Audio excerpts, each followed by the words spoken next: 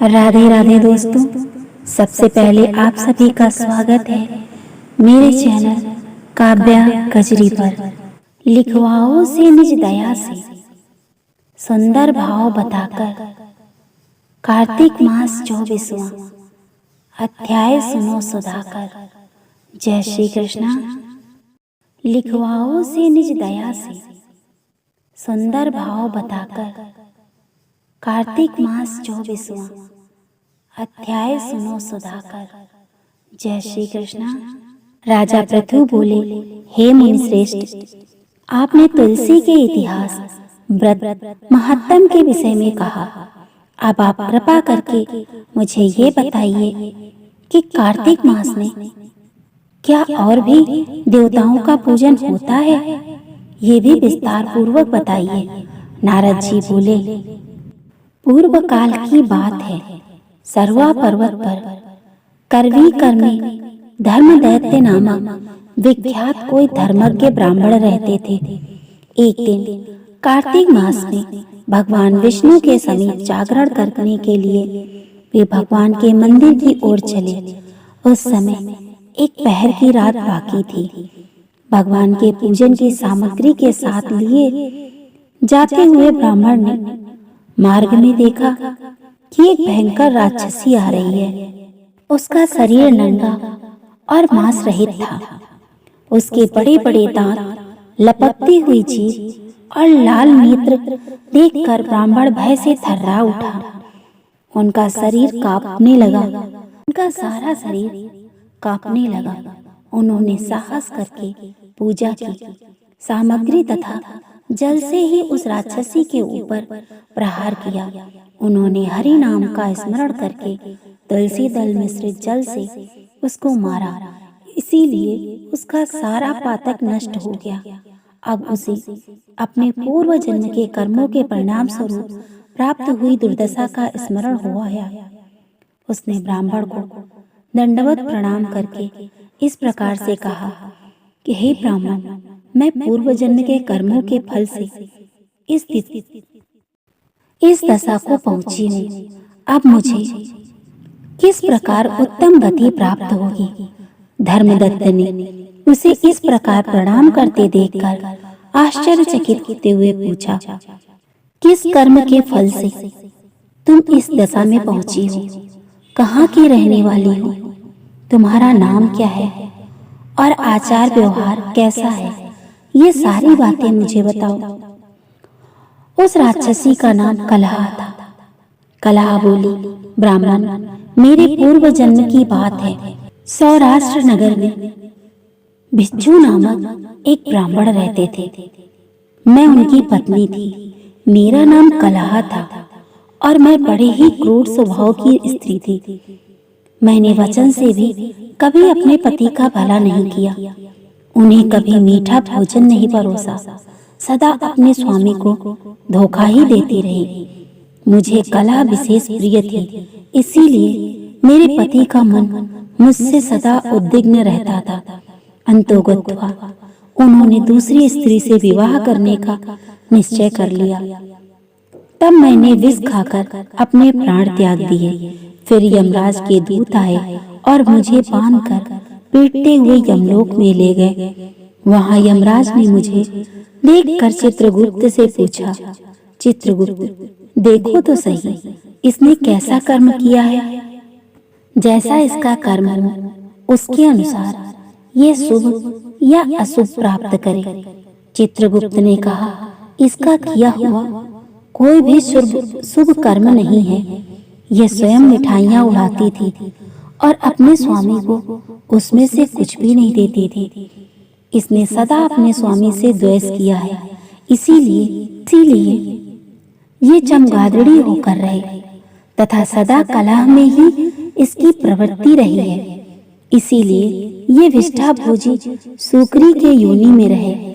जिस बर्तन में भोजन बनाया जाता है उसी में ये सदा अकेले खाया करती थी।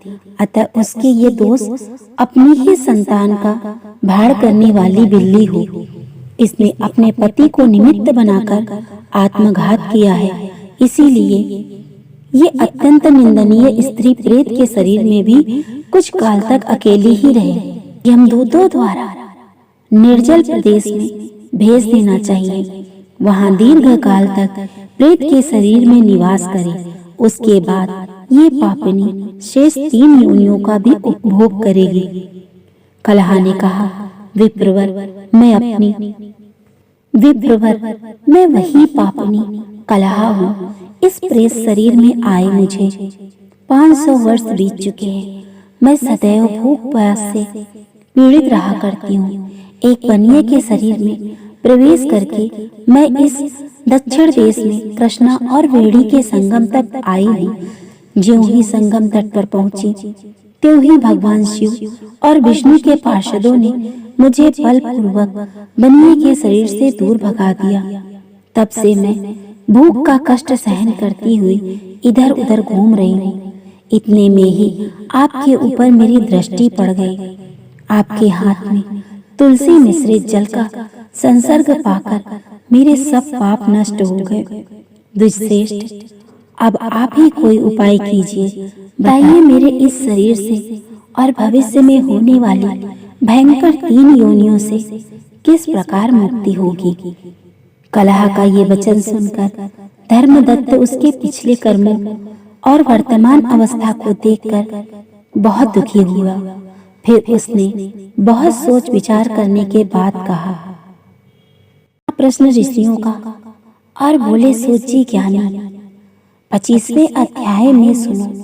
श्री हरि की वाणी, तीर्थ में दान और व्रत आदि सत्कर्म करने से मनुष्य के पाप नष्ट हो जाते हैं, परंतु तू तो प्रेत के शरीर में है, अतः उन कर्मों को करने की अधिकारिणी नहीं है। इसीलिए मैंने जन्म से लेकर अब तक जो कार्तिक व्रत किया है, उसके पुण्य का आधा भाग मैं तुझे देता हूँ। तू उसी से सद्गति प्राप्त हो जा।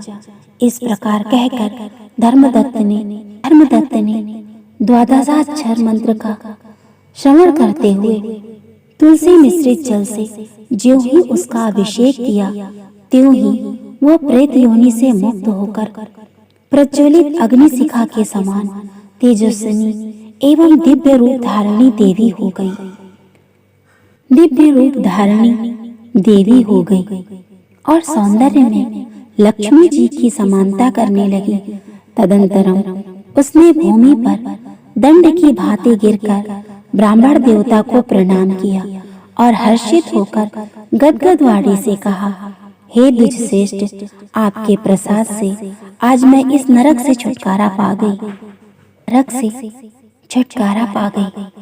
मैं तो पाप के समुद्र में डूब रही थी और आप मेरे लिए नौका के समान हो गए। इस प्रकार ब्राह्मण से कह रही थी कि आकाश से एक दिव्य विमान उतरता दिखाई दिया। वो अत्यंत प्रकाशमान एवं विष्णु रूपधारी पार्षदों से युक्त था। विमान के द्वार पर खड़े हुए पुण्यशील और सुशील ने उस देवी को उठाकर श्रेष्ठ विमान पर चढ़ा लिया। तब धर्मदत्त ने बड़े आश्चर्य के साथ उस विमान को देखा और विष्णु रूपधारी पार्षदों को देखकर साष्टांग प्रणाम किया। पुण्यशील और सुशील के प्रणाम करने वाले ब्राह्मण को उठाया और उसकी सराहना करते हुए कहा, हे द्विजश्रेष्ठ, तुम्हें साधुवाद है, क्योंकि तुम सदैव भगवान विष्णु के भजन में तत्पर रहते हो, दीनों पर दया करते हो, सर्वज्ञ हो तथा भगवान विष्णु के व्रत का पालन करते हो। तुमने बचपन से लेकर अब तक जो कार्तिक व्रत का अनुष्ठान किया है, उसके आधे भाग का दान देने से तुम्हें दूना पुण्य प्राप्त हुआ है। सैकड़ों जन्मों के पाप नष्ट हो गए। अब वो वैकुंठ धाम ले जाई जा रही है। तुम भी इस जन्म के अंत में अपनी दोनों स्त्रियों के साथ भगवान विष्णु के वैकुंठ धाम में जाओगे और मुक्ति प्राप्त करोगे। धर्मदत्त, जिन्होंने तुम्हारे समान भक्ति पूर्वक भगवान विष्णु की आराधना की है, वे धन्य और कृतज्ञ हैं। इस संसार में उन्हीं का जन्म सफल है। भली भांति आराधना करने पर भगवान विष्णु देहधारी प्राणियों को क्या नहीं देते हैं। उन्होंने ही उत्तानपाद के पुत्र को पूर्व काल में ध्रुपद पर स्थापित किया था। उनके नामों का स्मरण करने मात्र से ही समस्त जीव सद्गति को प्राप्त होते हैं। पूर्व काल में ग्रहग्रस्त गजराज उन्हीं के नामों का स्मरण करने से मुक्त हुआ था। तुमने जन्म से लेकर जो भगवान विष्णु को संतुष्ट करने वाले कार्तिक व्रत का अनुष्ठान किया है, उससे बढ़कर ना यज्ञ है, ना दान और ना ही तीर्थ है। विप्रवर, तुम धन्य हो, क्योंकि तुमने जगद्गुरु भगवान विष्णु को प्रसन्न करने वाले कार्तिक व्रत किया है, जिसके आधे फल को पाकर ये स्त्री हमारे साथ बैकुंठ लोक को जा रही है। ये तो थी 24 और 25वें अध्याय की कथा। अगर आपको ये कार्तिक मास महात्म की कथाएं पसंद आ रही हैं, ऐसे ही और वीडियो देखने के लिए मेरे चैनल को सब्सक्राइब करें, लाइक करें, कमेंट करें। राधे राधे दोस्तों।